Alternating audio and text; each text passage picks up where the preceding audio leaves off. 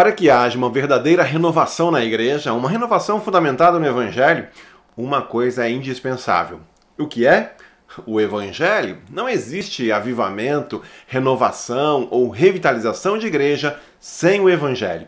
Portanto, como diria o pastor Timothy Keller, a renovação pelo Evangelho é um resgate do Evangelho de efeitos transformadores para a vida.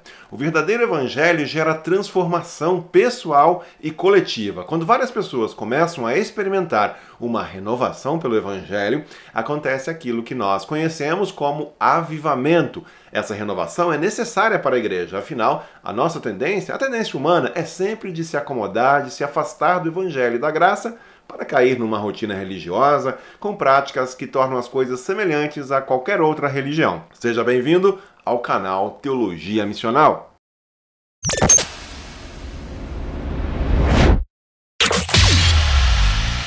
Por que a renovação constante pelo Evangelho é algo necessário? Timothy Keller responde a essa questão dizendo o seguinte: os avivamentos e as renovações são necessários porque o coração humano está por natureza firmado na justiça baseada nas obras. Assim, vivemos os nossos dias cultivando informações e conhecimento bíblico a respeito de Jesus e da obra de Deus, mas na prática continuamos a viver como se o Evangelho não fosse verdade. O avivamento e a renovação pelo Evangelho são necessários porque a religião é diferente do Evangelho. Assista nosso vídeo sobre a diferença entre Evangelho e religião. O link nós deixaremos abaixo na descrição. Quando falamos de renovação ou transformação pelo Evangelho, estamos falando de mudança real de vida, e isso envolve mudança de comportamento. Uma mudança operada pelo Evangelho é diferente da mudança que se espera quando se aplica a lei ou quando se prega o moralismo.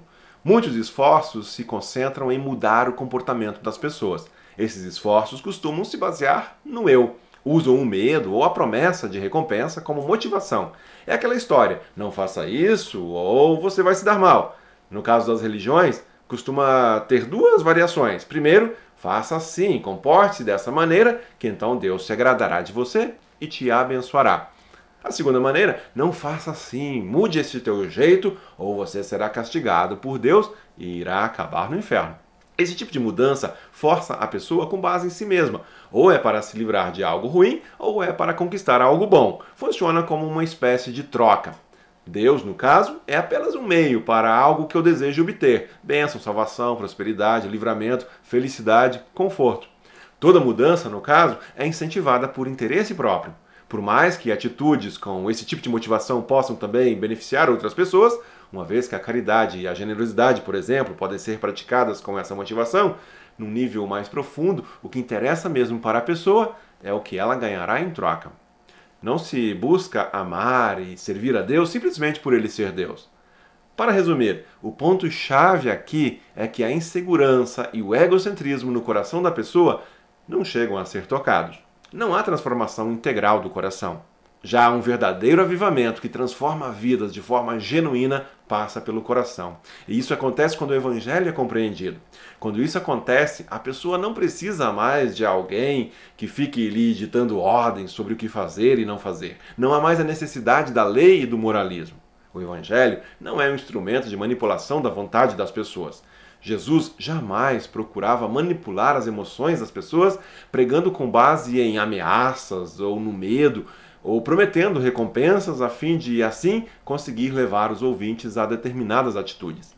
Quando Paulo, por exemplo, deseja incentivar a igreja de Corinto à generosidade, ele lhes lembra o Evangelho e a generosidade de Cristo. Vocês conhecem a graça de nosso Senhor Jesus Cristo, que, sendo rico, se fez pobre por amor de vocês, para que por meio da sua pobreza vocês se tornassem ricos. De modo semelhante, quando o apóstolo deseja falar aos cônjuges, incentivando os maridos a uma nova relação com as suas esposas, amando-as e honrando-as, ele mais uma vez aponta para o Evangelho, para Jesus, o noivo que amou e se entregou sacrificialmente pela noiva, a igreja. Maridos, amem suas mulheres assim como Cristo amou a igreja e entregou-se a si mesmo por ela. Paulo sempre aponta para o Evangelho, para Cristo e aquilo que a igreja já recebeu, como ela já foi abençoada. O amor de Deus por nós não aconteceu porque Deus olhou para nós e viu em nós algo que nos tornasse irresistíveis, queridos e amáveis. Pelo contrário, ele nos amou primeiro, assim nos torna amáveis. É porque nada em nós mesmos é capaz e suficiente para nos salvar, é que Deus e a sua graça vieram ao nosso encontro. Mediante isso tudo, podemos fazer um exame sincero de nossas próprias atitudes e comportamentos. O que nos motiva? O que você tem medo de perder? De quais são os grupos que você busca a aprovação? Como têm sido as tuas orações? Qual é a imagem que você faz de Deus? Como você o vê? Quando nós cremos de fato que a salvação é somente pela fé mediante Cristo Jesus, então uma sensação de verdadeira liberdade toma conta de nós. Não precisamos mais viver escravos da autoimagem, da aprovação de grupos e pessoas, do medo do inferno ou de um Deus juiz.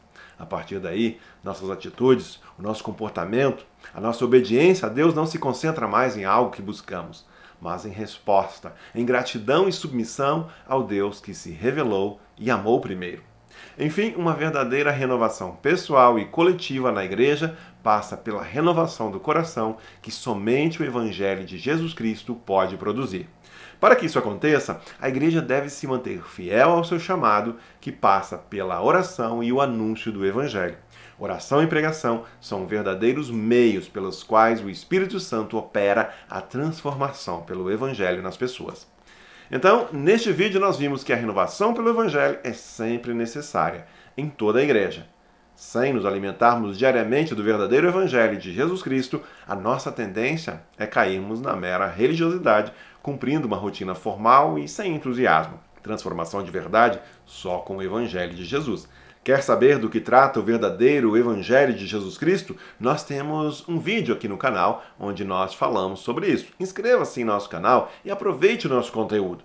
Que Deus abençoe você e seja você uma bênção.